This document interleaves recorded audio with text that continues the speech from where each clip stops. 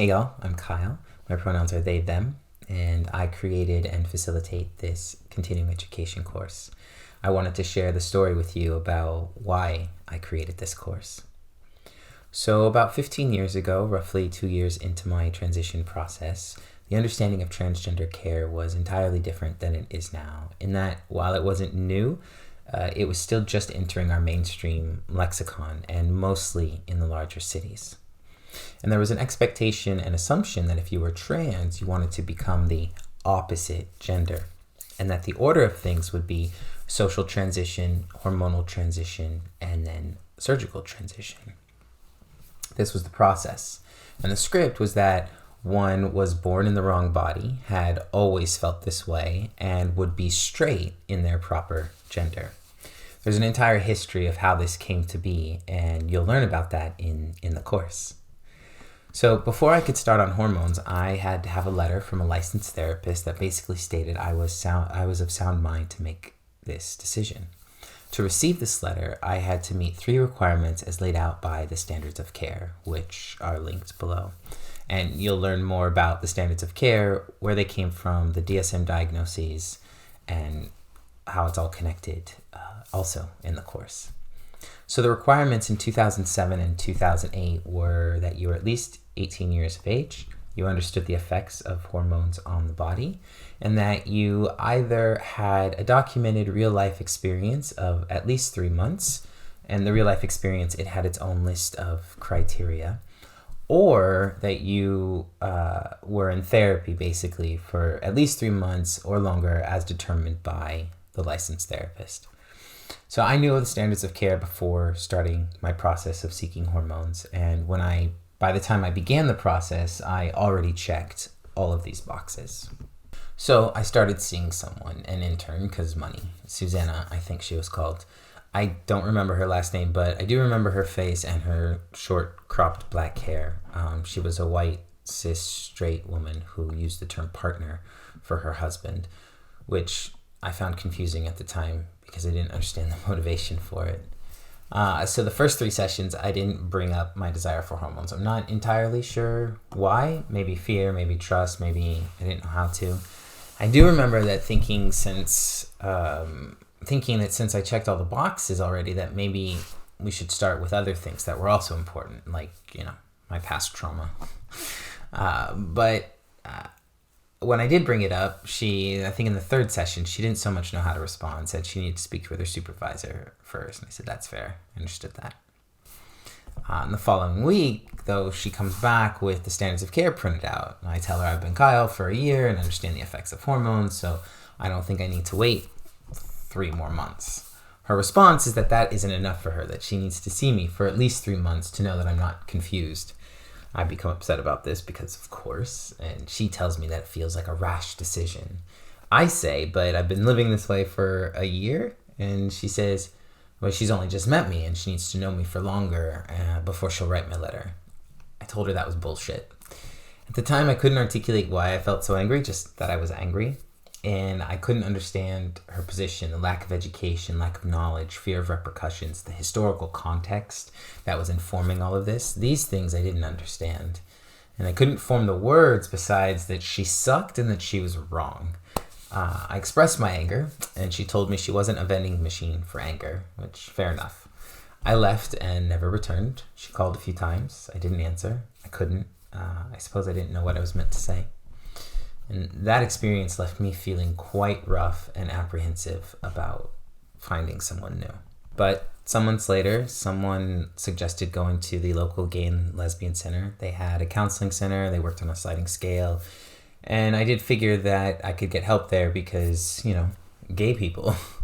So I go to my first session and nervous as all heck because I'd been practicing and preparing to ask the front desk to change my name and pronoun in their system. So I do it, I ask, and they can't. They won't. The name in the system must match my government identification, they said, which meant that every session I would have to hear my birth name, and anybody else in that room would also hear it. But I didn't have any other choices, and I just needed my letter, so fine. So I learned my lesson this time, and in that first session with the new therapist whose name I can't remember and whose image is just a caricature of my experience with her. What I do remember is that she was a cis lesbian and was Filipino. I stated in that first session that I was here for a letter. I explained that I understood the standards of care and I checked all the boxes. I told her I'd been living as Kyle for a year. I also told her I had past trauma to deal with because, I figured that was still important. Whoops. Because then she started to dangle that letter in front of me every session. Like, if you don't talk about this trauma, I won't write your letter. If you don't talk about that trauma, I won't write your letter. And she said if I didn't go through the process about talking about all of my trauma, she wouldn't write this letter for me. And I don't mean just like a simple lean into talking about it. It was like, tell me everything or I won't write your letter. It's like, no.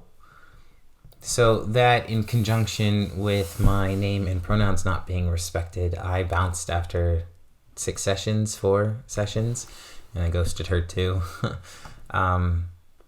And I felt even more defeated than the first time. If I couldn't get help at the Gay and Lesbian Center, then where could I get help?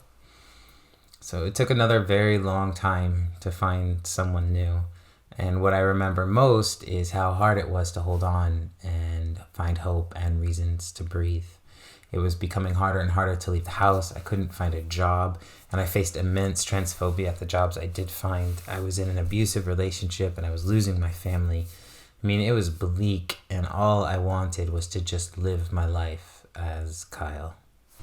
So the next therapist I saw was a trans man sex therapist. I don't remember how I got his number or his name, but he was white, youngish, had a goatee, and I remember he didn't really say much.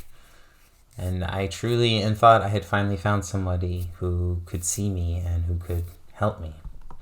And this time I had definitely learned my lesson. First session, I went in and I said, I am here about my letter for hormones. That is my only focus. I don't want to talk about my past or anything else. I just want to do what it is you need from me to have this letter written, and I accept that I have to be here for 3 months. But for the next 3 sessions, I kept asking him what he needed from me to write this letter, and he wouldn't give me a direct answer, or his answers were connected to talking about my past. And by the 3rd session, he told me he was feeling pressured about writing this letter and implied that if I kept bringing it up, he wouldn't write it. He was my only hope, and if I messed this one up, I didn't know how I was going to breathe the next day, but I knew better than to get angry or to challenge in any way, that I just needed to do what he wanted me to do. So for the next 9 sessions, I shut up about the letter. I didn't bring up transitioning or anything about it. We mostly sat in silence, but I showed up diligently. I paid money I didn't have, and I counted down those sessions, hoping upon everything that it would work out. And at session 12, I went in with the anticipation that he would say he needed to speak with his supervisor before he could write this letter, but that, by the following week he would have it, right? I had done my time. I had done my 3 months. So I show up hoping he'll bring it up, because I'm obviously quite nervous too, but he doesn't. And so about halfway in, I do. And as expected, his response is he needs to speak with his therapist before he can write this letter or whatever. I said, okay, fine. But he doesn't come the following week with my letter. He comes with a list of things I had to agree to before he would write this. He wanted to have a session with my mom, a friend, and the person I was dating at the time, which there isn't enough time to go into why that was problematic in all the ways that it was, but also why it was problematic in relation to my life. He wouldn't see them all in the same session, and he wouldn't see them one after the other because we had to have a session in between. And it all added up to at least another 3 months, I think, before he would even consider writing the letter. I didn't know what to do, and was incredibly close to just saying fuck it and giving up, because I just couldn't imagine continuing to fight to live. And I did not want to bring all those people into therapy sessions. That is a delicate situation, my dude. At the time, the only thing I could articulate was frustration about how much longer everything was going to take. What I realize now is how out of control of my own life I felt. How not only was this supposed professional in control of where I could go and what I could do, but that power was also being given to other people in my life. People who were not good for me and who would have gladly taken and wielded that power over me. And if that's how life was going to be, I didn't want it. I could not live the rest of my life being controlled by others.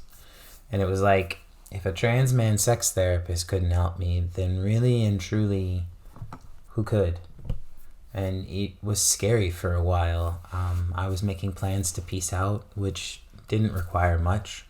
At the time, there wasn't really anybody in my life that I thought would really care. I didn't have much. And I knew there wasn't any point in like calling on anyone because there wasn't really anyone to call on. And I truly didn't know how long I could hold on. And I kept trying to delay with that therapist, canceling sessions or rescheduling or making up stories about busy schedules, hoping that someone or something new would show up. About a month or so after that session, and probably a couple weeks before I was done, I spoke on a trans panel at a local university. And I told the story about my plight for hormones and probably shared how desperate I was. And at the end of the panel, a trans man elder came up to me and gave me this business card. And he says, go see this guy. He'll see you for 90 minutes and then he'll write your letter.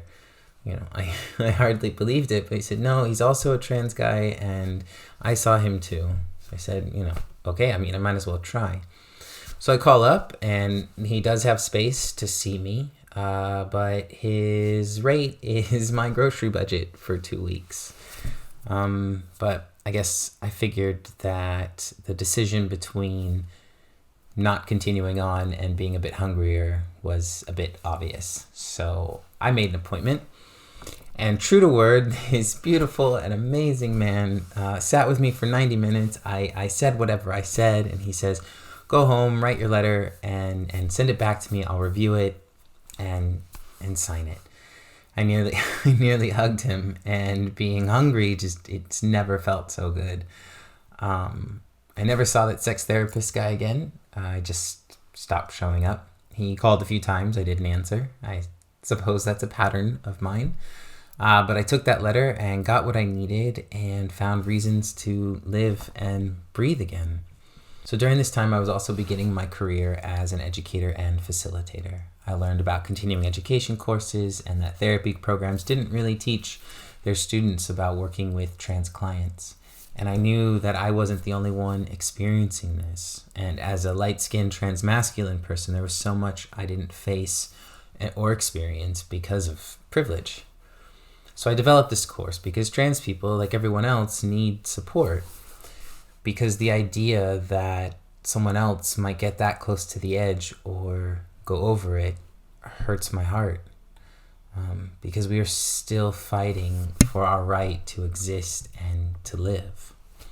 So sign up for this course, learn about the history of trans people and the psychological industry, explore your own experiences and understandings, listen to some more stories, and develop tools and skills to turn your privilege into change and become a trans inclusive and affirming provider. Hope to see you there.